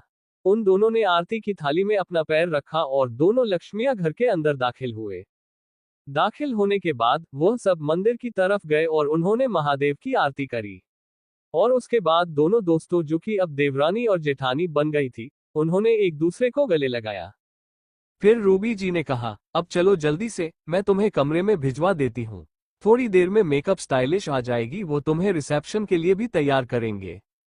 रात का वक्त, नेगी मेंशन। फिदा और आराधना दोनों तैयार हो चुकी थी और पार्थ और नक्श भी तैयार हो चुके थे, लेकिन अभी फिदा और आराधना को कमरे में रखा हुआ था और पार्थ और नक्श दोनों नीचे आ चुके थे और हर किसी मेहमान से मिल रहे थे। तभी वहां पर फिदा और आराधना के पेरेंट्स आ गए और वो दोनों सब कुछ छोड़कर उनकी तरफ गए। पार्थ ने छाया का हाथ पकड़ा और नक्श ने भी आराधना की मां का हाथ पकड़ा और फिर उन्हें लेकर एक जगह कर बैठा दिया। छाया ने पार्थ को आशीर्वाद दिया और फिर बोली, सदा खुश रहो। पार्थ ने पूछा, वैसे आपका बेटा नहीं आया शादी में? छाया ने कहा, वो आ ही नहीं पाता, दुबई में है और एकदम से टिकट नहीं मिलती, इसीलिए वो फिर कभी आ जाएगा मिलने के लिए। वैसे फिदा नाराज तो है अपने भाई से, लेकिन कोई बात नहीं, वो ठीक हो जाएगा। पार्थ ने अपना सर हाँ में हिलाया और कहा, वैसे वो कह रही थी कि अपने भाई से नाराज है। उसके बाद वह उनके पास आकर बैठ गया और आराधना के पेरेंट्स से बात करने लगा क्योंकि उनकी बेटी उनके पास नहीं थी, तो इस वजह से उन्हें उनके पेरेंट्स से अच्छे से बनाकर रखना था। ताकि उन्हें विश्वास हो जाए कि उनकी बेटियां सही घर में गई है, किसी गलत घर में नहीं गई है। ना ही उनकी बेटियों को बंद कर रखा गया है। रूबी जी भी वहां आ गई थी और उनके पास आकर और उन्होंने कहा नमस्ते। उन सब ने नमस्ते कह दिया। और फिर छाया ने कहा, फिदा और आराधना नजर नहीं आ रही। रूबी जी ने कहा, जब सारे मेहमान आ जाएंगे ना तो एक ग्रैंड एंट्री है उन दोनों की, क्योंकि सब नहीं आ पाए थे ना पार्थ की शादी के वक्त, और आधे मेहमान नहीं थे नक्श की शादी में, तो भी सबको बहू से मिलना है, तो वो अब मिलेंगे। और हम कोई स्पेशल मुंह दिखाई की रस्म भी नहीं करेंगे, वो यही होगी और साथ के साथ शायरी ने कहा कि संगीत की जो कसर रह गई थी वह भी हम रिसेप्शन पार्टी में कंप्लीट कर दें, और टीम्स बैटल लड़की वाले एक तरफ और लड़के वाले एक तरफ। नक्श ने कहा, तो लड़कियां जीतेंगे क्योंकि डांस तो नहीं आता है अच्छे से। पार्थ ने कहा, ऐसा किसने कहा, हम भी जीत सकते हैं। तभी पीछे से आवाज आए, मैं लड़कों वाली की टीम से। सबने पीछे की तरफ देखा तो सौम्या खड़ी थी, वह भी पार्थ की शादी में नहीं आई थी, या यूं कहीं की आई ही नहीं थी। उसे तो बाद में पता चला था कि पार्थ ने यूं अजीब तरीके से ट्रक के ऊपर चढ़कर शादी की है। उन्होंने नमस्ते कर दिया, उन्हें जानती थी, लेकिन ज्यादा कुछ खास नहीं। रूबी जी ने कहा, बैठो। वो बैठ गई। थोड़ी देर बाद शायरी स्टेज पर आई और बोली, तो लेडीज एंड जेंटलमैन। लेकिन अपनी बात ही नहीं पूरी कर पाए तभी वहां वामिका आ गई और बोली, मम्मी मामी कहाँ है। शायरी मुस्कुराए और बोली, तो मेरी बेटी की तरह आप सभी उतावले होंगे इसकी मामी और आप सब की न्यू मेंबर से मिलने के लिए। सो प्लीज वेलकम मैसेज फिदा पार्थ नेगी और श्रीमती आराधना नक्श नेगी।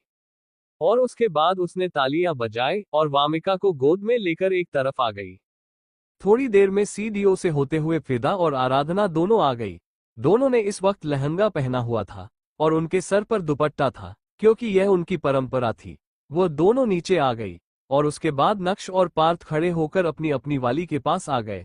और फिर सारे मेहमान आए और उन्हें तोहफे दिए और उन्हें बहुत सारी ब्लेसिंग दी। सौम्य भी आए और बोली, हमेशा हैप्पी रहना। फिदा को ये बात अजीब लगी। हमेशा हैप्पी रहना ये कैसा ब्लेसिंग था, लेकिन उसने कुछ कहा नहीं। पार्थ ने पिता की कमर पर हाथ रखा हुआ था और वह सौम्या से बोला होगा, ये बात कॉलेज में किसी को नहीं बताएंगे। सौम्या ने अपना सर हाँ में हिला दिया और फिर वह वहां से दूसरी तरफ चली गई। थोड़ी देर में शायरी आई और बोली, चलो सब मेहमान तो मिल लिए, पर अभी भी डांस बाकी है, तो आई थिंक डांस होना चाहिए। गर्ल्स वर्सेस बॉयज, तो देखते हैं हमारे दोनों दूल्हे हैं अच्छे से डांस कर पाते हैं या फिर हमारी दुल्हन अच्छे से डांस कर पाती है। तो पहले हमारे लड़के करेंगे डांस। धूम टैकट टिक धिन, धूम ता ता धिन ता। तू आज यार घर पे ये बोल डू आएंगे देर से फिक्रे सब छोड़ दो।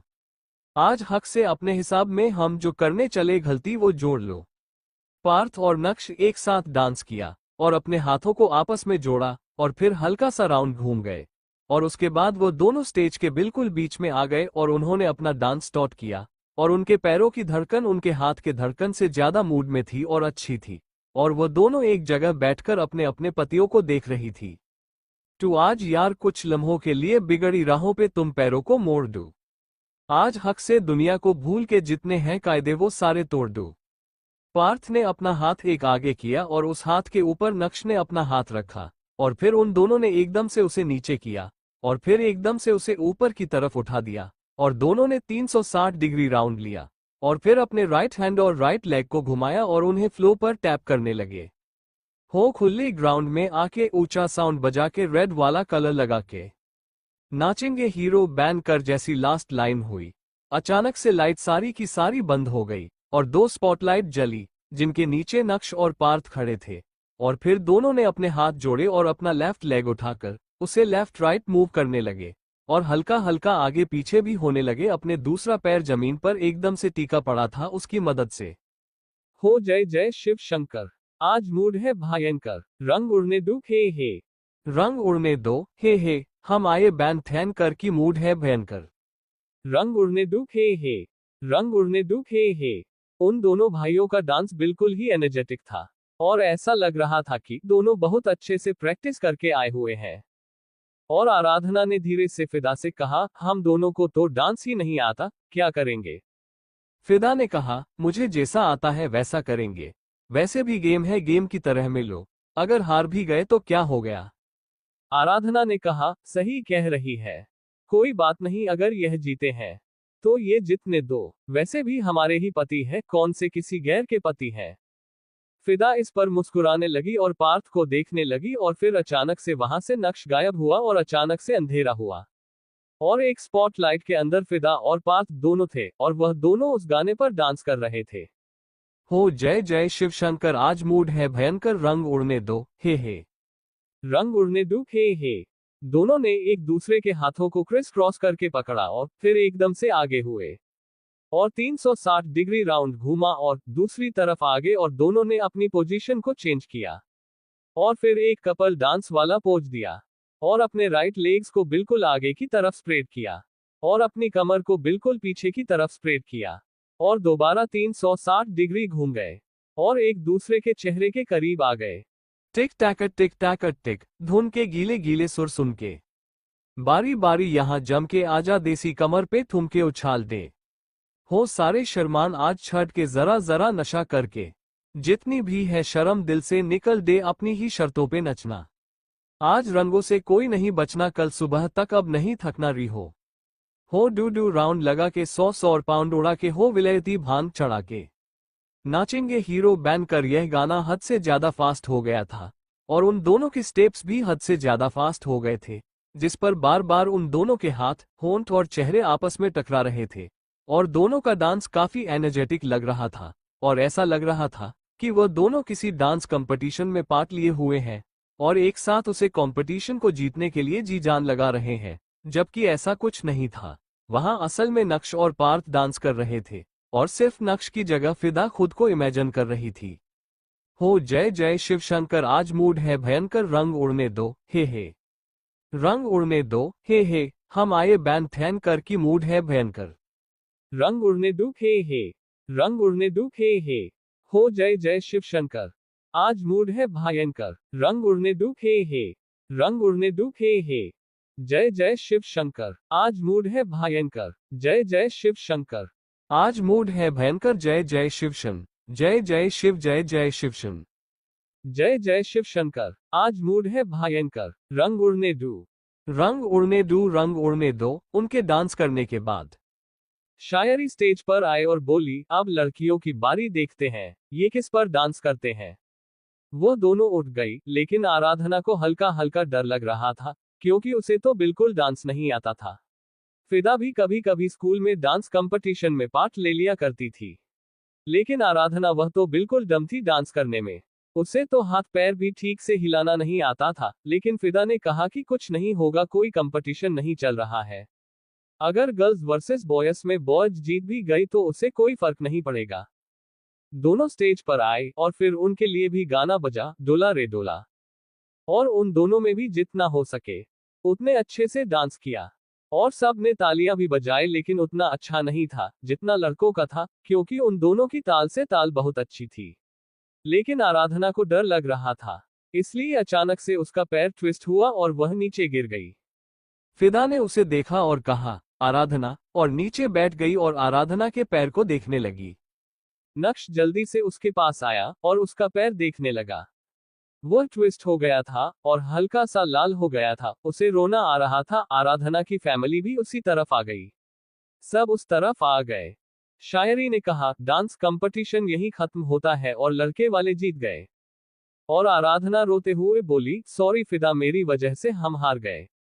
फिदा ने कहा, इट्स ऑक, कोई बात नहीं, वैसे भी हम कौन से प्रोफेशनल डांसर है और कौन सा यहाँ पर हमें कोई अवार्ड मिल रहा था, प्रॉब्लम नहीं है मुझे कोई, तो टेंशन मत ले और चल खड़ी हो जा। और आराधना ने रोते हुए कहा, बहुत दर्द हो रहा है। नक्श ने उसे अपनी गोद में उठा लिया और आराधना के हाथ नक्श के कंधे पर आ गए और उसकी वह आंखों में आंखें डालकर देखने लगी। नक्श भी उसे देख रहा था और उसे लेकर एक तरफ आया और उसे बिठा दिया और नीचे की तरफ झुककर उसके पैरों से जूतियां निकाली और उसके पैर को अपने हाथ में लिया, जिस पर आराधना अपना पैर पीछे की तरफ करने लगे और बोली, आप प्लीज मेरा पैर मत छूइए, पति पत्नी के पैर नहीं छूते। नक्श ने कहा, मैं 1990 में नहीं रहता हूँ, 2025 आने वाला है और मैं छू सकता हूँ, लेकिन आराधना पीछे हटा रही थी अपना पैर, इसलिए नक्श ने उसे थोड़ा गुस्से से देखा और उसने उसका पैर पकड़ा और उसे अपने हाथों से मलने लगा और फिर एकदम से घुमा दिया, जिस पर हल्की सी चीखी। आराधना के मुंह से चीख निकली लेकिन ज्यादा बड़ी नहीं थी। सारे एंजॉयमेंट में लग गए लेकिन आराधना अभी चल नहीं सकती थी ठीक से, इसीलिए फिदा उसी के पास बैठी रही। पार्थ और फिदा एक साथ थे और पार्थ ने फिदा से कहा, आज प्लीज ड्रिंक मत करना। फिदा ने कहा, आपको क्या लगता है कि मुझे ड्रिंक करने का शौक है? पार्थ ने कहा, नहीं शौक नहीं है, क्योंकि आज हमारी शादी हो चुकी है। आज मैं रोक नहीं पाऊंगा, क्योंकि तुम सच में बहुत खूबसूरत लग रही हो। और उसके बाद उसे निहारने लगा, तो फिदा ने अपनी नजरों को दूसरी तरफ कर लिया और उसने उसकी कमर पर हाथ रखा और अपने हाथों की मूवमेंट को चालू किया, जिस पर फिदा कांप गई और उसने कहा, हम बाहर बाहर है। पार्थ ने उसे बिल्कुल अपनी तरफ किया और कहा, तो क्या हो गया? प्यार तो प्यार कहीं भी करो, वैसे भी खुल्लम खुल्ला प्यार करेंगे हम दोनों। पार्थ ने बिल्कुल गाने के अंदाज में कहा। फिदा ने अपना चेहरा दूसरी तरफ किया पर तो उसकी तरफ झुक गया और उसके गले पर हल्के से लव बाइट दिया, वह भी सबके सामने। वह तो गनीमत थी कि किसी बड़े ने उन्हें नहीं देखा, लेकिन नक्श ने देख लिया था और उसने कहा, भाई कुछ देर और रह गया है रिसेप्शन में, उसके बाद कर लेना जो करना है। पार्थ ने कहा, अपनी वाली पर ध्यान दो ना। Thank you for listening. मुझे उम्मीद है आपको यह स्टोरी पसंद आई होगी। अगर आपको पसंद आई है तो प्लीज लाइक और कमेंट करना ना भूलें और मोर स्टोरीज के लिए सब्सक्राइब करें। मिलते हैं नेक्स्ट वीडियो में।